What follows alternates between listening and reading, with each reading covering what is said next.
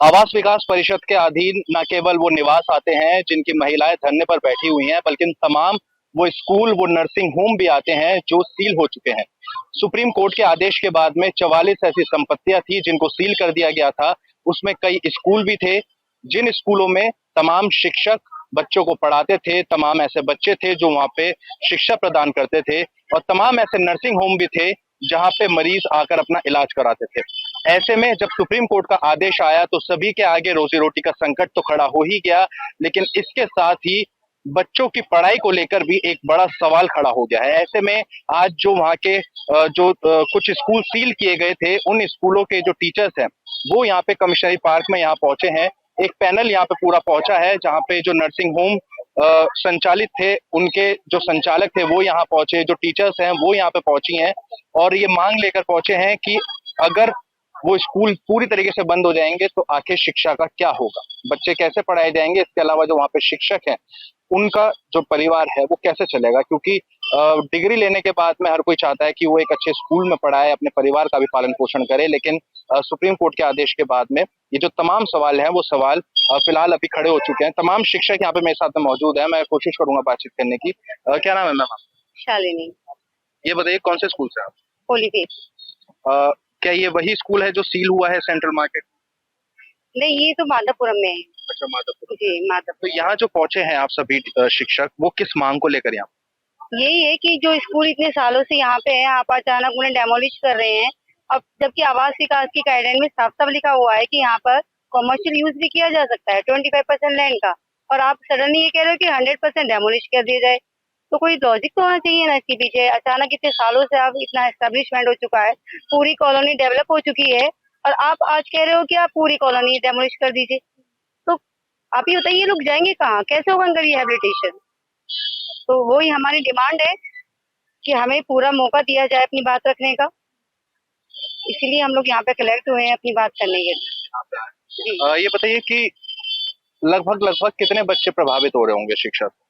7 to 8 lakh students इससे affect होंगे। And mainly problem ये है कि हमारी गवर्नमेंट के पास उतनी फैसिलिटीज नहीं है कि इतने स्टूडेंट्स जो अफेक्ट होंगे वो कहीं और सेटलमेंट उनका हो जाए या वो नियर बाय स्कूल में शिफ्ट हो जाए। ये पॉसिबल नहीं है। तो इसके लिए बेटर है कि कोई सोल्यूशन निकाला जाए, स्कूल्स को डेमोलिश ना किया जाए। हम एक सोशल सर्विस करते हैं, स्टूडेंट्स को पढ़ाते हैं, तब जाकर वो डॉक्टर्स, जजेस, इंजीनियर्स बनते हैं। अगर स्कूल्स नहीं होंगे, स्टूडेंट्स नहीं रहेंगे, तो हमारा कंट्री डेमोलिश ही हो जाएगा। देखिए, तो एक बड़ा सवाल खड़ा होता है। तमाम शिक्षक यहाँ पे बैठे हुए हैं, मैं कोशिश करूंगा बातचीत करने की। यहाँ पे अपने साथी से कहूंगा आगे आ जाए। मैम, आप लोगों से बातचीत करूंगा, आप लोग यहाँ पहुंचे हैं, क्या कहना चाहेंगे, क्योंकि शिक्षा बहुत जरूरी है, और ऐसे में आप सब लोग जब यहाँ पे पहुंचे हैं धरने पर, तो क्या कहना चाहेंगे? मैम, कोई बोलना चाहे? आप बोलना चाहेंगे? बस मैं तो यही कहूंगी कि भाई न्याय होना चाहिए और गलत नहीं होना चाहिए किसी के भी साथ, चाहे वो शिक्षा का हो चाहे डॉक्टरों का हो, तो कुछ भी हो, किसी के साथ गलत नहीं होना चाहिए। लगभग आज कितने कितने टीचर्स यहाँ पहुंचे? लगभग 1,000 के करीब टीचर्स यहाँ पे हैं और लगभग 7 लाख स्टूडेंट्स हैं जो इससे अफेक्टेड होंगे। 7 लाख? जी, 7 लाख स्टूडेंट्स इससे अफेक्टेड होंगे और 4,000 स्कूल बंद हो जाएंगे। तो आप समझ सकते हैं इतने बच्चे जब सड़क पे आ जाएंगे। एक तरफ तो सरकार नारा देती है कि पढ़ेगा इंडिया तो बढ़ेगा इंडिया, आप स्कूल बंद कर देंगे तो कैसे पढ़ेगा और कैसे बढ़ेगा इंडिया? ठीक है, अगर आपको लगता है भी है कि कोई है तो आप हमको टाइम दीजिए, कोई सब्स्टिट्यूट दीजिए, कोई ऑप्शन दीजिए, कुछ टाइम दीजिए, ताकि हम अपने स्कूल के लिए, अपने बच्चों के लिए कोई बेहतर व्यवस्था कर सकें और अचानक से इतने बच्चे सड़कों पे ना आ पाए। तो आज जब आप यहाँ पहुंचे हैं, किससे मुलाकात करने के लिए यहाँ पहुंचे थे? यहाँ पे हम कमिश्नर को एक ज्ञापन देने के लिए पहुंचे हैं कि जैसे सुप्रीम कोर्ट ने हमें 30 सितंबर तक का टाइम दिया है, तो हमारी मांग है कि कम से कम हमें 2 महीने डिमोलिश या सील का डर ना दिखाया जाए, ताकि हम अपने जो भी कानूनी प्रावधान है उनपे अच्छे तरीके से चर्चा कर सके, सोच सकें, उसके लिए कुछ निर्णय ले सके, या हम अपने स्कूल के बच्चों के लिए कुछ बेहतर निर्णय ले सके। अचानक से हमें उन्हें सड़क पे ना लाना पड़े। 10 दिन का टाइम देके अगर आप स्कूल बंद कर देंगे तो बच्चे सड़क पे आ जाएंगे, हम कहाँ भेजेंगे उन्हें, कहाँ पेरेंट्स उन्हें लेके जाएंगे? इसका मतलब तो 1 साल उनका खराब हो जाएगा। सरकार को इस तरफ ध्यान देना चाहिए। अगर मैं जानना चाहूँ तो लगभग कितना समय लगता है एक स्कूल को पूरा खड़ा करने में, शिक्षकों को जोड़ने में, देखिए, बच्चों को जोड़ने में? मेरा मानना यह है कि किसी भी स्कूल को खड़ा करने में, शिक्षकों को जोड़ने में कम से कम आप ये लगा के चलिए 4 से 5 साल लग जाते हैं। जब तक किसी अभिभावक का स्कूल पे विश्वास जम पाता है, जब तक हमारे टीचर जुट पाते हैं, जब तक बच्चे आ पाते हैं। तो किसी को भी अचानक से सड़क पे ला देना, मेरा स्कूल 1981 से चल रहा है, तब से अब तक आप बताइए कितने बच्चे स्कूल से निकल चुके हैं जो कि डॉक्टर बने, इंजीनियर बने, यहाँ तक कि जज भी बने। आप अचानक आज अगर स्कूल की व्यवस्था को बता रहे हैं, गलत बता रहे हैं, अवैध बता रहे हैं, तो उन सब बच्चों की एजुकेशन भी अवैध है। फिर तो उनकी डिग्रियां भी कैंसिल कर दीजिए। आप ये नहीं कर सकते, ऐसा आप एकदम से निर्णय नहीं ले सकते। आपको उनके लिए कुछ सब्स्टिट्यूट तो देना पड़ेगा, हमको कुछ समय तो देना पड़ेगा कि अगर आपने कानून में कोई प्रावधान है जो अगर हमने फॉलो नहीं किया तो हमें कुछ टाइम दीजिए उसको फॉलो करने का। क्या नाम है मैम आपको? कुछ नहीं। आप कितना एक्सपीरियंस होगा आपको? कितना ठीक सहमत तो है आपको? कितना? 27 ईयर का एक्सपीरियंस है। 27 साल आपने बच्चों को पढ़ाया है और आप शिक्षक हैं। ऐसे में एकदम से जो है ये स्कूल सील हो जाता है, तो कितना बड़ा संकट आप इसको मान के चल रहे हैं, एक शिक्षक के तौर पे भी, एक गृहिणी के तौर पे भी, बहुत बड़ा माँ के तौर पे? बहुत बड़ा संकट आएगा। हम पे तो आएगा ही आएगा। जो बच्चे पढ़ रहे हैं वो कहाँ जाएंगे? सब मीडियम फैमिली से आते हैं बच्चे। एक तरफ हमारी सरकार कहती है पढ़ेगा इंडिया तो बढ़ेगा इंडिया, एक तरफ सारे स्कूल बंद हो रहे हैं, तो कैसे चलेगा? हमारे तो सरकार की यही विनती है।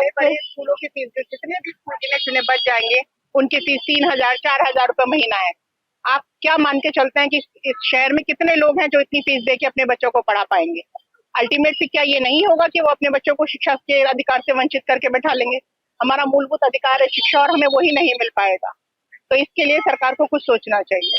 देखिए, यहाँ पे ऐसे भी शिक्षक हैं जो काफी वेल एक्सपीरियंस हैं और ऐसे भी शिक्षक हैं जिन्होंने शायद कुछ ही समय का भी एक्सपीरियंस लिया होगा, अभी पढ़ाना शुरू किया होगा। गलत तो नहीं हूँ मैम? क्या नाम है?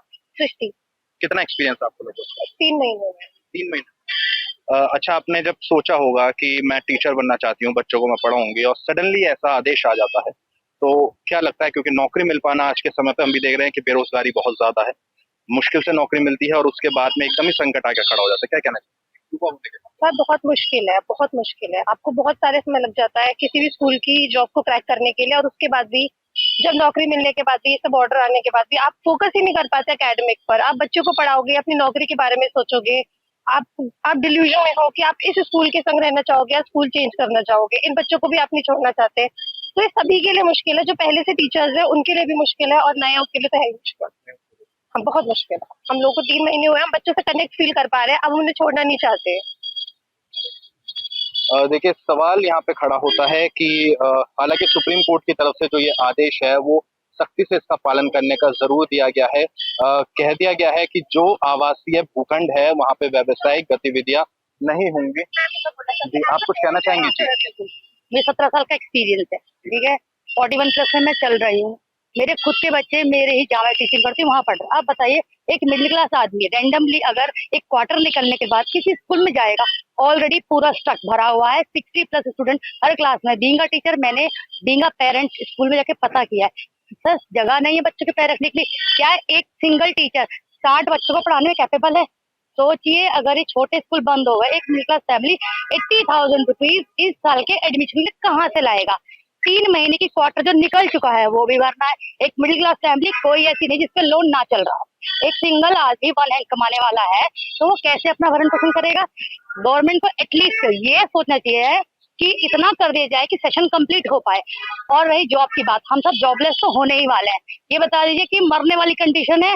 बच्चे को आप कह रहे हैं कि बढ़ेगा इंडिया, पढ़ेगा इंडिया, बढ़ेगा इंडिया। जब घर बैठेगा बच्चा तो कैसे बढ़ेगा इंडिया? और कैसे कर पाएंगे हम लोग? कंडीशन ये रह जाएगी, गांव से बदतर परिस्थिति हो जाएगी।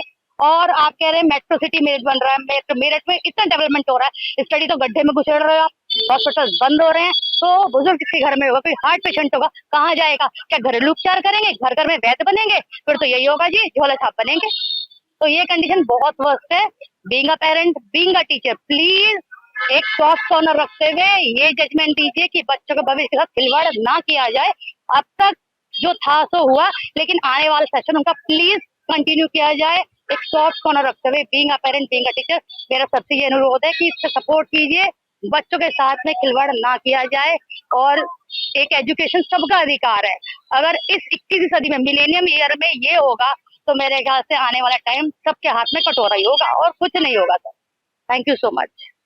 देखिए, ये पीड़ा है, परेशानी भी है, एक महिला होने के नाते, शिक्षक होने के नाते और अभिभावक होने के नाते, क्योंकि तमाम ऐसे स्कूल थे वहाँ पे सेंट्रल मार्केट में जो सील कर दिए गए, और तमाम ऐसे स्कूल अभी भी आवास विकास परिषद के रडार पर हैं, जो व्यावसायिक भूखंड पे कमर्शियल एक्टिविटी वहाँ पे हो रही थी, कमर्शियली उनको एक्टिव किया जा रहा था।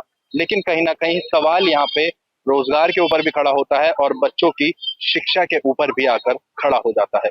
प्रत्युष शर्मा, अमर उजाला, मेरठ। आपके राज्य की खबरें, आपके शहर की खबरें सबसे पहले जानने के लिए देखते रहें अमर उजाला। चैनल को सब्सक्राइब जरूर कर लें और पाएं हर अपडेट।